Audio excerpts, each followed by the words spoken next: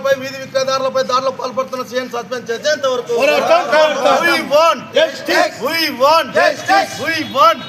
Auto డ్రైవర్లపై దాడులకు పాల్పడుతున్న traffic CM వెంటనే సస్పెండ్ చేయాలి. ఆటో డ్రైవర్లకు దాడులు పాల్పడుతున్న ట్రాఫిక్ సీఎం వెంటనే సస్పెండ్ చేయాలి.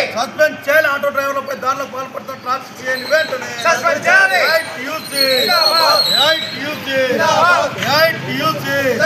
ఆటో డ్రైవర్లపై దాడులకు పాల్పడుతున్న ట్రాఫిక్ సీఎం వెంటనే సస్పెండ్ చేయాలి.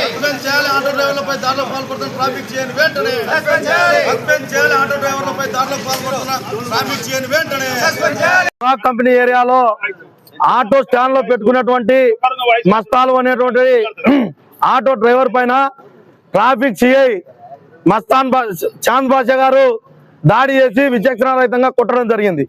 అయితే నంద్యాల పట్టణంలో ట్రాఫిక్ సిఐ గారు ఛార్జ్ తీసుకున్నప్పటి నుంచి కూడా వీధి విక్రయదారుల పైన, తోపుడు బండ్ల పైన, రోడ్లను వెళ్తున్న బైకుల పైన, ఆటో డ్రైవర్ల పైన రెక్కాడితే డొక్కాడినటువంటి ఉదయం నుంచి సాయంత్రం వరకు ఆటో తోలుకుంటేనే బతుకులు బయటపడేటువంటి పరిస్థితులు ఉన్నటువంటి ఆటో డ్రైవర్ల పైన విచ్చలవిడిగా దాడులకు పాల్పడతా ఉన్నాడు.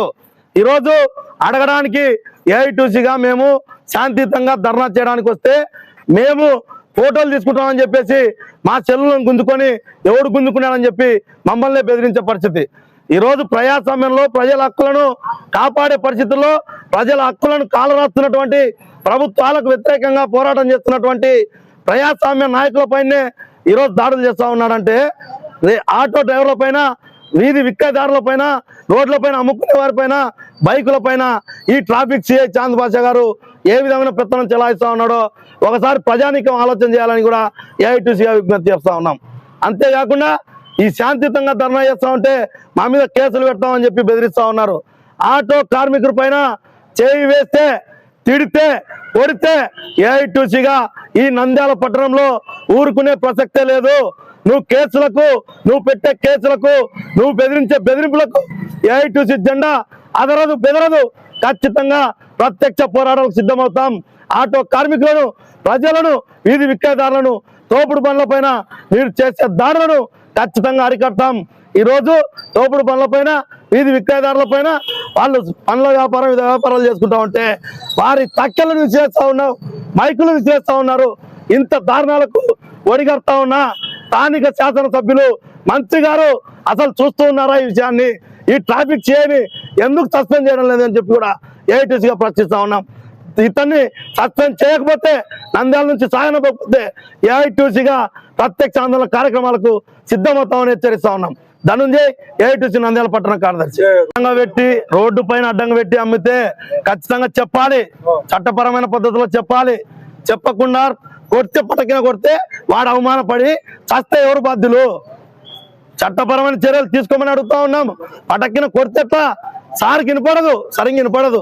కొన్ని పరిస్థితులు ఉన్నాయి.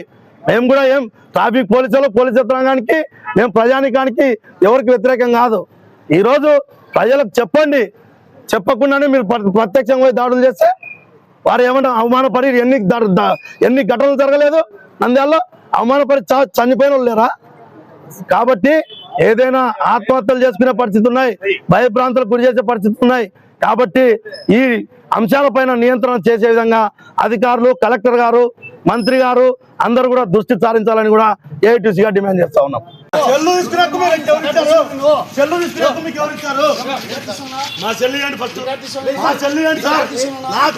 మా పిల్లలు, మా ఏఐటీసీ పిల్లోడు, ఆ పిల్లోడు మా పిల్లలు చెల్లు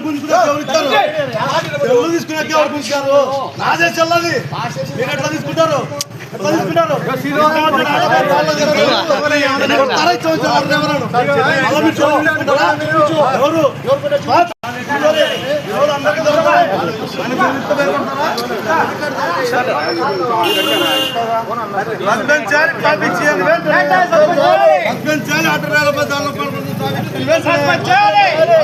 ట్రాఫిక్ చేయని వెంటనే